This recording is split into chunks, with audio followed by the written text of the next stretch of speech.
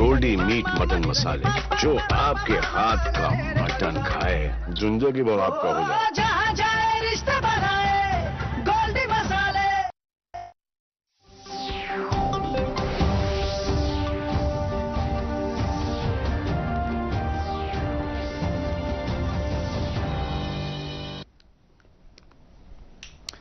नाज़रीन आदाब, खबरनामे के साथ मैं हूं सईद तजम्मुल कादरी। सबसे पहले बुलेटिन की हेडलाइंस। कुकरनाग के गडोल इलाके में छुपे बैठे मिलिटेंटों को ढूंढ निकालने के लिए बड़े पैमाने पर कार्रवाई जारी। डीएसपी हुमायूं मुजम्मिल भट्ट और फौजी अफसरान को पेश किया गया नजराने खराज अकीदत। लेफ्टिनेंट गवर्नर मनोज सिन्हा के हाथों श्रीनगर में एक वर्कशॉप का इफ्तिताह। वर्कशॉप में ख्वातीन और बच्चों की बहबूद से मुतल्लिक मैकेनिज्म को मजबूत बनाने पर होगा गौर खौज। पार्लियामेंट का 5 रोज़ा खुसूसी इजलास इस माह की 18 तारीख से होगा शुरू। इजलास के दौरान आला इंतखाबी कमिश्नर और दीगर चुनाव कमिश्नरों के तकर्रुर के बारे में होगा बिल पेश और मुल्क भर के साथ साथ जम्मू कश्मीर में भी हिंदी दिवस के मौके पर तकारीब। हिंदी जुबान के ज़्यादा से ज़्यादा इस्तेमाल पर मुकर्रिरीन ने दिया जोर और वादी में गर्मी की लहर जारी। अगले 24 घंटों के बाद राहत मिलने के आसार, महकमे मौसमियात। अब खबरें तफसील के साथ।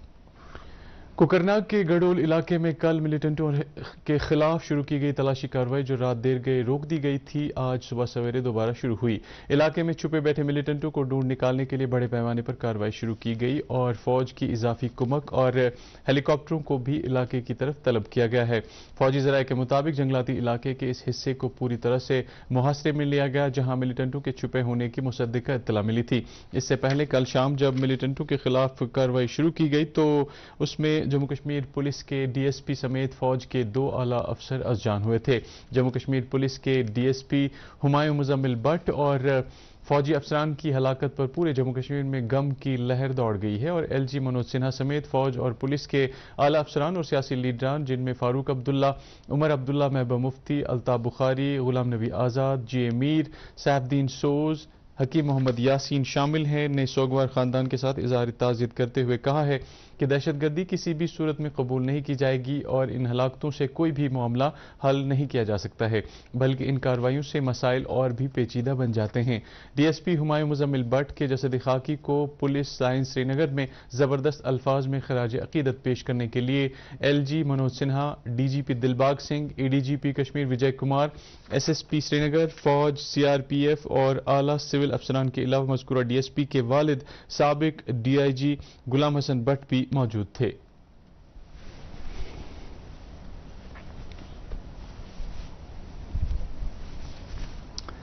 डीएसपी हुमायूं मुजम्मिल भट्ट की जसद खाकी को जैसे ही उनके घर पहुंचाया गया तो वहां मातम का माहौल था। इस मौके पर कई शख्सियात के अलावा मकामी लोग भी इस हलाकत से काफ़ी गमनाक नजर आ रहे थे। डीएसपी हुमायूं मुजम्मिल के जनाजे में लोगों की एक बड़ी तादाद के अलावा पुलिस के आला अफसरान ने भी शिरकत की और बाद में पूरे एजाज के साथ उनको सुपुर्द खाक किया गया।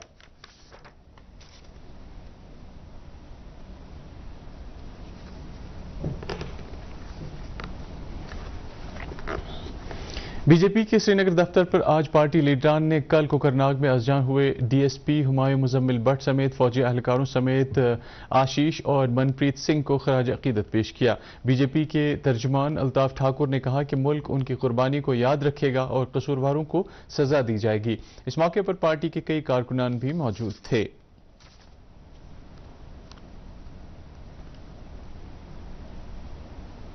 अपनी पार्टी के एक लीडर और श्रीनगर म्यूनिसिपल कॉरपोरेशन के मेयर जुनैद अजीम मत्तू, पार्टी के सीनियर नायब सदर गुलाम हसन मीर और दीगर लीडरान शहीद हुमायूं मुजम्मिल भट्ट के घर गए और सोगवार कुंबे के साथ इजहारी यकजहती किया। वज़ीर आज़म नरेंद्र मोदी ने आज मध्य प्रदेश और छत्तीसगढ़ में कई तरक्याती प्रोजेक्टों का संग बुनियाद रखा और इफ्तिताह किया। वज़ीर आज़म ने 50,000 करोड़ रुपए की लागत वाले एथिलीन क्रैकर प्रोजेक्ट समेत मध्य प्रदेश के 10 नए सनदी प्रोजेक्टों का वर्चुअल तरीके पर संग बुनियाद रखा। इन प्रोजेक्टों से 2,77,000 रोजगार के मौके पैदा होंगे और मध्य प्रदेश के सनती मंजरनामे में एक इनकलाब पैदा होगा। वज़ीर आज़म ने छत्तीसगढ़ में भी कई रेल प्रोजेक्टों को अवाम के नाम वक्फ किया। खबरों के मुताबिक रायगढ़ में 6,000 करोड़ रुपए के रेल प्रोजेक्ट से छत्तीसगढ़ में रेल राब्ते को मजीद मजबूती फराहम होगी। वज़ीर आज़म ने छत्तीसगढ़ के 9 अजला में इंतहाई हसास नौयत के निगहदाश्त वाले ब्लॉकों का भी संग बुनियाद रखा। उन्होंने इन ब्लॉकों का संग बुनियाद रखते हुए अवाम को यकीन दिलाया कि मरकजी सरकार सेहत शोबे को मजबूती फराहम करने के लिए हर एक रियासत का میں اسپتالوں میں بہتر علاج معالجہ فراہم کروانے کے لیے کوشاں ہیں۔ وزیر اعظم نے ان پروجیکٹوں کو عوام کے نام وقف کرنے کے موقع پر کہا کہ کسی ریاست کے سالانہ بجٹ سے زیادہ ان پروجیکٹوں کی مالیت رکھی گئی ہے تاکہ ان دونوں ریاستوں میں ترقی کا ایک نیا باب کھل سکے۔ G20 کا ذکر کرتے ہوئے انہوں نے کہا کہ ملک کے 140 کروڑ عوام کی بدولت ہی یہ سربراہ اجلاس کامیابی کے ساتھ مکمل ہوا۔ لیفٹیننٹ گورنر منوج سنہا نے آج سری نگر میں ایک ورکشاپ کا افتتاح کیا۔ ورکشاپ میں پنچایت ممبران، اربن لوکل باڈیز کے ممبران، پولیس اور دیگر متعلقین بھی موجود تھے۔ ورکشاپ میں بچوں کے حقوق کی حفاظت سے متعلق میکانزم کو مزید مضبوط بنانے کے لیے غور و خوض کیا جائے گا۔ یہ ورکشاپ خواتین اور بچوں کی بہبود کی وزارت کی طرف سے منعقد کیا جا رہا ہے اور جموں کشمیر میں بھی اپنی نوعیت کا پہلا ورکشاپ ہے۔ ورکشاپ سے لیفٹیننٹ گورنر نے خطاب کرتے ہوئے وزارت خواتین اور بچوں کی بہبود کا شکریہ ادا کرتے ہوئے کہا کہ یہ مہم پہلی بار ملک میں شروع کی جا رہی ہے اور اس کے تحت جموں کشمیر میں 15,000 افراد کو تربیت فراہم کی جائے گی۔ ایل جی نے کہا کہ اس تربیتی پروگرام کے دوران جموں کشمیر انتظامیہ اپنے اس عزم کو پختہ بنانے کی کوششیں کرے گی کہ جموں کشمیر میں بچوں کے لیے محفوظ ماحول قائم کیا جا سکے تاکہ وہ اپنے مستقبل کو بہتر بنانے کے کاموں میں آگے بڑھ سکیں۔ انہوں نے کہا کہ پچھلی کچھ دہائیوں سے جموں کشمیر میں بچوں کے ذہن سب سے زیادہ متاثر رہے، اس لیے کیونکہ یہاں دہشت اور تشدد کا دورہ تھا جس نے یہاں بچوں میں احساس کمتری بھی پیدا کیا، لیکن موجودہ انتظامیہ نے اس دور کو یکسر بدل کر بچوں کے ہاتھوں میں قلم اور لیپ ٹاپ تھما دیا۔ لیفٹیننٹ گورنر نے انتظامیہ کے اس قدم کو بھی اجاگر کیا کہ بچوں کی نشوونما کے لیے سب سے بہترین جگہ ان کا گھر ہوتا ہے، لیکن کچھ ناموافق حالات میں بچے خیراتی اداروں میں داخل کیے جاتے ہیں جہاں ان کی بہتر نشوونما نہیں ہو پاتی ہے، لہٰذا بچے کو ایسے اداروں میں داخل کرنے کا ایک انسان کا سب سے آخر والا قدم ہونا چاہیے۔ لیفٹیننٹ گورنر نے مرکزی وزارت کے عہدیداروں سے تاکید کی کہ وہ جموں اور سری نگر میں بچوں کی بہتر نشوونما کو یقینی بنانے کے لیے وتسالیہ سدن قائم کرنے کے لیے فوری طور اقدامات کریں۔ پارلیمنٹ کا 5 دن کا خصوصی اجلاس اس مہینے کی 18 تاریخ سے ہوگا۔ اس ایک پارلیمانی بلیٹن میں کہا گیا ہے کہ اجلاس کے پہلے دن لوک سبھا میں سمویدھان سبھا کامیابیوں، تجربات، مختلف یادوں اور درس سے لے کر پارلیمانی سفر کے 75 سال پر مباحثہ ہوگا۔ سرکار اس اجلاس کے دوران اعلیٰ انتخابی کمشنر اور دیگر چناؤ کمشنروں کے تقرر کے بارے میں بل پیش کرے گی۔ اس کے علاوہ وکلاء سے متعلق ترمیمی بل اور جریدوں کے اندراج سے متعلق بل پر بحث ہونے کا پروگرام ہے۔ راجیہ سبھا ان دونوں بلوں کو پہلے ہی منظور کر چکی ہے۔ پارلیمنٹ کے اجلاس سے قبل اتوار کو سبھی پارٹیوں کے ایوان کے رہنماؤں کی میٹنگ بلائی گئی ہے۔ ایل جی منوج سنہا کی صدارت میں کل انتظامی کونسل کی منعقدہ ایک میٹنگ کے دوران ریشی پورہ بڑگام میں 125 بستروں والے اسپتال کی تعمیر کو منظوری دی گئی، جس پر 49 کروڑ 32 لاکھ روپے کی لاگت آنے کا اندازہ ہے۔ میٹنگ میں ایل جی کے مشیر R R Bhatnagar, chief secretary doctor Arun Kumar Mehta اور ایل جی کے principal secretary doctor Mandeep Kumar Bhandari نے شرکت کی۔ اس اسپتال کے قیام سے علاقے کے لوگوں کے لیے معیاری صحت خدمات تک رسائی میں بہتری آنے کی امید ہے اور عوام کے لیے ہیلتھ کیئر کو بڑھانے ہنرمند اور غیر ہنرمند پیشہ ورانہ افراد، طبی ماہرین، پیرامیڈیکل کو روزگار کے مواقع فراہم ہوں گے۔ اس اسپتال کے قیام سے دیگر اسپتالوں میں مریضوں کا رش کم کرنے میں بھی مدد ملے گی اور آس پاس کے علاقوں میں رہنے والی آبادی کے ایک بڑے حصے کو فائدہ پہنچے گا۔ محنت اور روزگار کی مرکزی سیکریٹری آرتی آہوجا نے آج جسمانی طور خاص افراد کے نیشنل کیریئر سروسز سینٹر گوگجی باغ کا دورہ کیا۔ انہوں نے انسٹیٹیوٹ میں مختلف ہنروں کی تربیت حاصل کرنے والے افراد سے ملاقات کی اور ان کی پسند کے بارے میں جانکاری حاصل کی جہاں وہ آگے جا کر اپنا ہنر دکھانے کے قابل بن جائیں۔ سیکریٹری موصوفہ نے سینٹر میں تعینات عہدیداروں سے تاکید کی کہ وہ ان افراد کی بہترین تربیت کو اپنا شعار بنائیں تاکہ یہ لوگ آگے جا کر خود روزگار کمانے کے قابل بن جائیں۔ آج پورے ملک میں ہندی دیوس منایا جا رہا ہے۔ 1949 میں آج ہی کے دن آئین ساز اسمبلی نے دیوناگری رسم الخط میں لکھی گئی ہندی کو ملک کی سرکاری زبان کے طور پر منظور کیا تھا۔ وزیر اعظم نریندر مودی نے ہندی دیوس کے موقع پر اپنی نیک خواہشات پیش کی ہیں۔ سوشل میڈیا کی ایک پوسٹ میں وزیر اعظم نے امید ظاہر کی ہے کہ ہندی قومی اتحاد کے جذبے کو استحکام بخشنا جاری رکھے گی۔ مرکزی وزیر داخلہ امت شاہ نے بھی ہندی دیوس کے موقع پر اپنے پیغام میں کہا ہے کہ ہندی دنیا کی سب سے بڑی جمہوریت کے تنوع کو متحد کرتی ہے۔ انہوں نے اعتماد ظاہر کیا کہ ہندی سبھی مقامی زبانوں کو بااختیار بنانے کا ایک وسیلہ بنے گی۔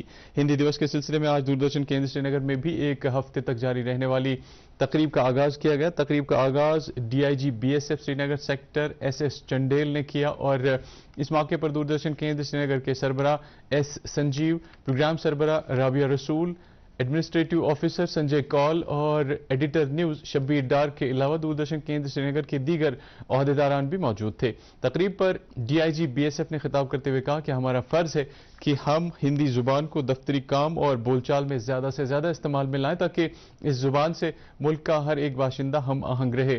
دوردرشن کیندر کے اسسٹنٹ انجینئر پردیپ کمار ترپاٹھی نے تقریب کے دوران سی ای او پرسار بھارتی گورو دویدی کا ایک پیغام پڑھ کر سنایا، جس میں ہندی دیوس کی مبارکباد کے علاوہ اس زبان کو زیادہ سے زیادہ استعمال کرنے کی تاکید کا ایک پیغام دیا گیا تھا۔ ہندی دیوس پر دوردرشن کیندر کے سربراہ نے ہندی میں ہونے والے کام کاج کے بارے میں تفصیلی خاکہ پیش کیا۔